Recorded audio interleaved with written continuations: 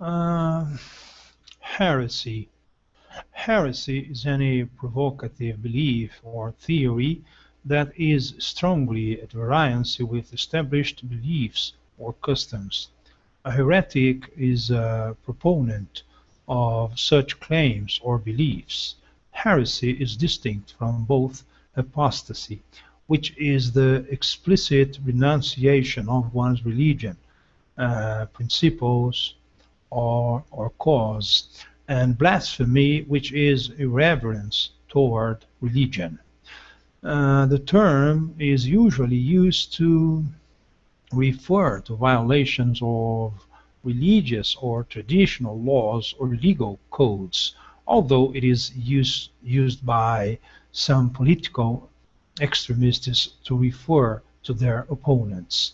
It carries the connotation of behaviors or beliefs likely to undermine accepted morality and cause tangible evils, damnation, or other punishment. In certain historical Islamic, Christian, Jewish, and many other cultures, espousing ideas deemed heretical has been, and in some cases still is, subjected not merely to punishments such as excommunication, but even to the death penalty. Etymology. The term heresy is from Greek hieresis, originally meant choice or thing chosen, but it came to mean the party or school of a man's choice, and also referred to that process whereby a young person would examine various philosophies to determine how to live. The word heresy is usually used within a Christian, Jewish, or Islamic context and implies slightly different meanings in each. The founder or leader of a heretical movement is called a heresiarch, while individuals who espouse heresy or commit heresy are known as heretics. Heresiology is the study of heresy. Christianity. According to Titus 3:10, a divisive person should be warned 2 times before separating from him. The Greek for the phrase divisive person became a technical term in the early church for a type of heretic who promoted dissension. In context, correct teaching is called sound not only because it builds up in the faith, but because it protects against the corrupting influence of false teachers. The use of the word heresy was given wide currency by Irenaeus in his tract Contra Haeresis, against heresies, to describe and discredit his opponents during the early centuries of the Christian community. He described the community's beliefs and doctrines as orthodox, from orthos, straight, doxa, belief, and the Gnostics' teachings as heretical.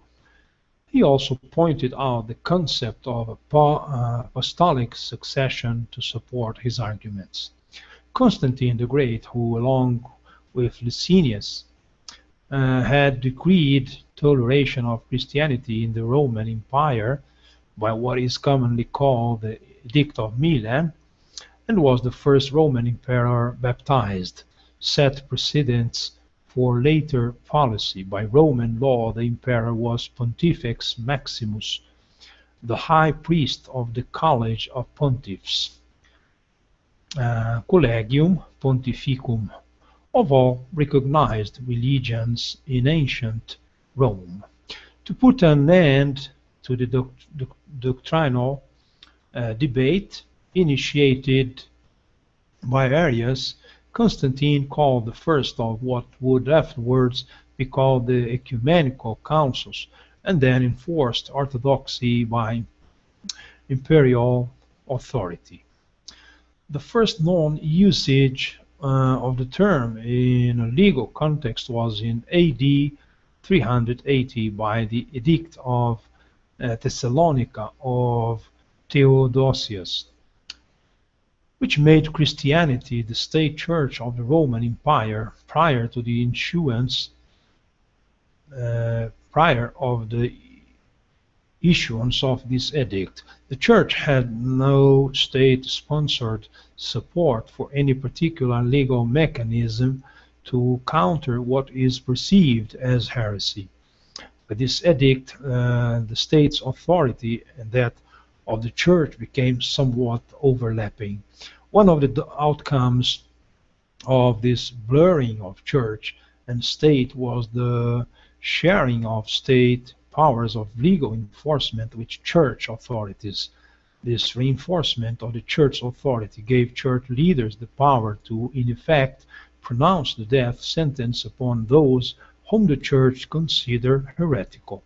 Within 6 years of the official criminalization of heresy by the emperor, the first Christian heretic to be executed, Priscillian, was condemned in 386 by Roman secular officials for sorcery and put to death with 4 or 5 followers. However, his accusers were excommunicated both by Ambrose of Milan and Pope Siricius, who opposed Priscillian's heresy, but believed capital punishment to be inappropriate at best and usually unequivocally evil. For some years after the Reformation, Protestant churches were also known to execute those they considered heretics, including Catholics.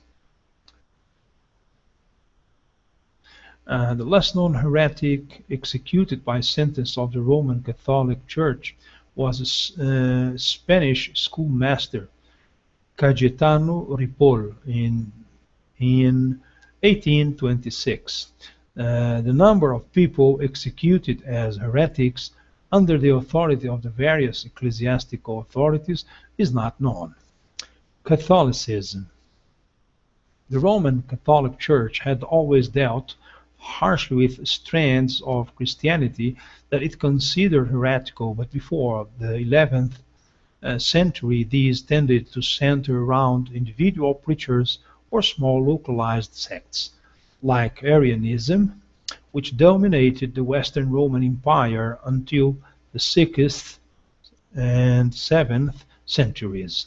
Pelagianism, Donatism, Marcionism, Montanism, the diffusion of the almost Manichaean sect of Paulicians westwards gave birth to the famous 11th and 12th century heresies of Western Europe. The first one was that of Bogomils in modern-day Bosnia, a sort of sanctuary between Eastern and Western Christianity. By the 11th century, more organized groups such as the Patarini, the Dolcinians, the Valdensians, and the Cathars were beginning to appear in the towns and cities of northern Italy, southern France, and Flanders. In France, the Cathars grew to represent a popular mass movement, and the belief was spreading to other areas. The Cathar Crusade was initiated by the Roman Catholic Church to eliminate the Cathar heresy in Languedoc. Heresy was a major justification for the Inquisition. Inquisitio Haereticae Pravitatis, inquiry on heretical perversity, and to the European wars of religion associated with the Galileo Galilei, was brought before the Inquisition for heresy but abjured his views and was sentenced to house arrest, under which he spent the rest of his life. Galileo was found vehemently suspect of heresy, namely of having held the opinions that the sun lies motionless at the center of the universe, that the earth is not at its center and moves, and that one may hold and defend an opinion as probable after it has been declared contrary to Holy Scripture. He was required to abjure, curse, and detest those opinions. In Eastern Christianity, heresy most commonly refers to those beliefs declared heretical by the first seven ecumenical councils.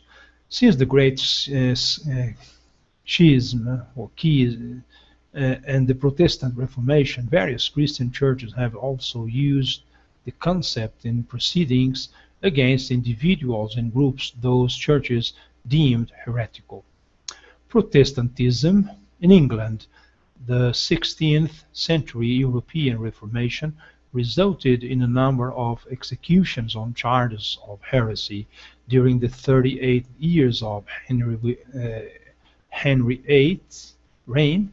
About 60 heretics, mainly Protestants, were executed, and a rather greater number of Catholics lost their lives on grounds of political offences such as treason, notably Sir Thomas More and Cardinal John Fisher, for refusing to accept the king's supremacy over the Church in England. Under Edward VI, the heresy laws were repealed in 1547, only to be reintroduced in 1554 by Mary I. Even so, two radicals were executed in Edward's reign, one for denying the reality of the Incarnation, the other for denying Christ's divinity. Under Mary, around 290 people were burned at the stake between 1555 and 1558, after the restoration of papal jurisdiction, when Elizabeth I came to the throne. The concept of heresy was retained in theory but severely restricted by the 1559 Act of Supremacy, and the 180 or so Catholics who were executed in the 45 years of her reign were put to death because they were considered members of a subversive fifth column. The last execution of a heretic in England occurred under James I and IV in 1612. Although the charge was technically one of blasphemy, there was one later execution in Scotland, still at the date an entirely independent kingdom, when in 1697 Thomas Aikenhead was accused, among other things, of denying the doctrine of the Trinity. Another example of the persecution of heretics was Protestant rule, was the execution of Boston martyrs in 1659, 1660, and 1661. These executions resulted from the actions of the Anglican Puritans, who at the time wielded political as well as ecclesiastic control in the Massachusetts Bay Colony. At the time, the colony leaders were apparently hoping to achieve their vision of a purer absolute theocracy within their colony. As such, they perceived the teachings and practices of the rival Quaker sect as heretical, even to the point where laws were passed and executions were performed with the aim of ridding their colony of such perceived heresies. It should be noticed that the Eastern Orthodox and Oriental Orthodox communions generally regard the Puritans themselves as having been heterodox or heretical. Modern era, the era of mass persecution and execution of heretics under the banner of Christianity, came to an end in 26, with the last execution of heretic Cayetano Ripo by the Catholic Inquisition. Although less common than in earlier periods, in modern times, formal charges of heresy within Christian churches still occur. Issues in the Protestant churches have included modern biblical criticism and the nature of God. In the Catholic Church, the Congregation for the Doctrine of the Faith criticizes writings for ambiguities and errors without using the word heresy, perhaps due to the many modern negative connotations associated with the term heretic, such as the Spanish Inquisition. The term is used less often today. The subject of Christian heresy opens up broader questions as to who has a monopoly on spiritual truth, as explored by George Louis Borges in the short story The Theologians, within the compilation Labyrinthus. Islam. The Baha'i faith is considered an Islamic heresy in Iran. To Mughal Emperor Aurangzeb, the South Asian Sikhs were heretics. Ottoman Sultan Selim the Grim regarded the Shia Qizilbash as heretics, reportedly proclaimed that the killing of one Shiite had as much otherworldly reward as killing 70 Christians. In 1511, a pro-Shia revolt known as Shakulu rebellion was brutally suppressed by the Ottomans. 40,000 were massacred on the order of the Sultan. Starting in medieval times, Muslims began to refer to heretics and those who antagonized Islam as Zindiqs, the charge being punishable by death. Medieval Muslim philosophers such as Avicenna and Averroes were condemned as heretics. In some modern-day nations and regions in which Sharia law is ostensibly practiced, heresy remains an offense punishable by death. One example is the 1989 fatwa issued by the government of Iran offering a substantial bounty for anyone who succeeds in the assassination of author Salman Rushdie, whose writings were declared as heretical. Judaism, Orthodox Judaism. Orthodox Judaism considers views on the part of Jews who depart from traditional Jewish principles of faith heretical. In addition, the more right-wing groups within Orthodox Judaism hold that all Jews who reject the simple meaning of Maimonides' 13 principles of Jewish faith are heretics. As such, most of Orthodox Judaism considers Reform and Reconstructionist Judaism heretical movements, and regards most of conservative Judaism as heretical. The liberal wing of modern Orthodoxy is more tolerant and conservative. Judaism, particularly its right wing, as there is some theological and practical overlap between these groups. Other religions. Buddhist literature mentions a wrathful conquest of Buddhist heretics. Neo-Confucian heresy has been described. The act of using Church of Scientology techniques in a form different than originally described by Hubbard is referred to within Scientology as squirreling and is said by Scientologists to be high treason. The Religious Technology Center has prosecuted breakaway groups that have practiced Scientology outside the official church without authorization. Non-religious usage. The term heresy is used not only with regard to religion but also in the context of a political theory such as Marxism.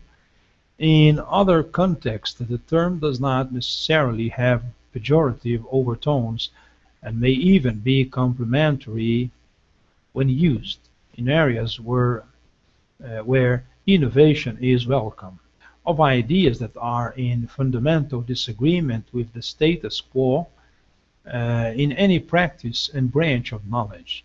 Scientist, author Isaac Asimov considered heresy as an abstraction, mentioning religious, political, socio-economic, and scientific heresies. He divided scientific heretics into endo-heretics, those who within the scientific community, and exo-heretics, those from without. Characteristics were ascribed to both and examples of both kinds were offered. Asimov concluded that science orthodoxy defends itself well against endo-heretics by control of science education, grants, and publication as examples, but is nearly powerless against exo-heretics. He acknowledged by examples that heresy has repeatedly become orthodoxy. The revisionist paleontologist Robert T. Baker, who published his findings as the dinosaur heresies, treated the mainstream view of dinosaurs as dogma. He is an example of a recent scientific endo-heretic. Immanuel Velikovsky is an example of a recent scientific exo-heretic. He did not have appropriate scientific credentials or did not publish in scientific journals. While the details of his work are in scientific disrepute, the concept of catastrophic change, extinction event, and punctuated equilibrium has gained acceptance in recent decades.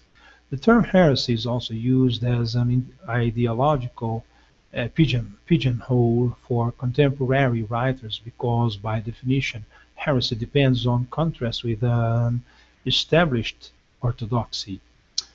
For example, the tongue-in-cheek contemporary usage of heresy, such as to categorize a Wall Street heresy, a Democratic heresy, or a Republican heresy, are metaphors that invariably retain a subtext that links orthodoxies in geology or biology or any other field to religion. These expanded metaphoric senses allude to both the difference between the person's views and the mainstream and the boldness of such a person in propounding these views.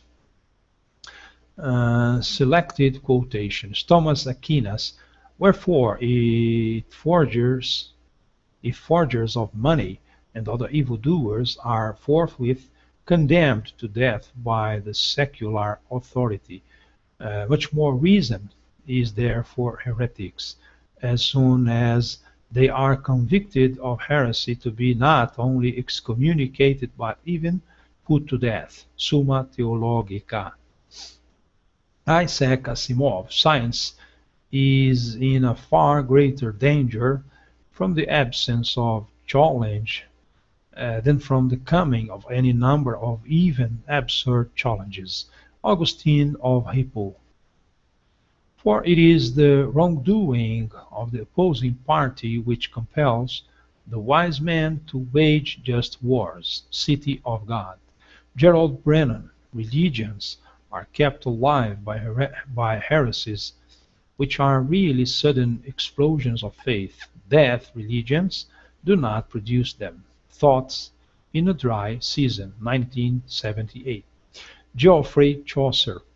Thou hast translated the romance of the rose, that is a heresy against my law, and maketh wise folk from the withdraw. The prologue to the legend of good women. G. K. Chesterton. Truths turn into dogmas the instant that they are disputed. Thus, every man who utters a doubt defines a religion. Heretics, 12th edition, 1919. G. K. Chesterton. But to have avoided all heresies has been one whirling adventure, and in my vision the heavenly chariot files thundering through the ages, the dull heresies sprawling and prostrate, the wild truth reeling but erect. Orthodoxy 1908. Benjamin Franklin. Many a long dispute among divines may be thus abridged. It is so, it is not, it is so, it is not. Poor Richard's Almanac, 1879. Helen Keller, the heresy of one age becomes the orthodoxy of the next. Optimism, 1903. Lao Tzu, those who are intelligent are not ideologues. Those who are ideologues are not intelligent. Tao Te Ching, verse 81, 6th century. James G. March on the relations among madness, heresy, and genius. We sometimes find that such heresies have been the foundation for bold and necessary change, but heresy is usually just new ideas that are foolish or dangerous and appropriately rejected or ignored. So while it may be true that great geniuses are usually heretics, heretics are rarely great geniuses. Montesquieu. No kingdom has ever had as many civil wars as the kingdom of Christ. Persian Letters, 1721. Friedrich Nietzsche. Whoever has overthrown an existing law or of custom has hitherto always first been accounted a bad man. But when, as did happen, the law could not afterwards be reinstated, and this fact was accepted, the predicate gradually changed. History treats almost exclusively of these bad men who subsequently became good men. Thank you very much. Until next meeting.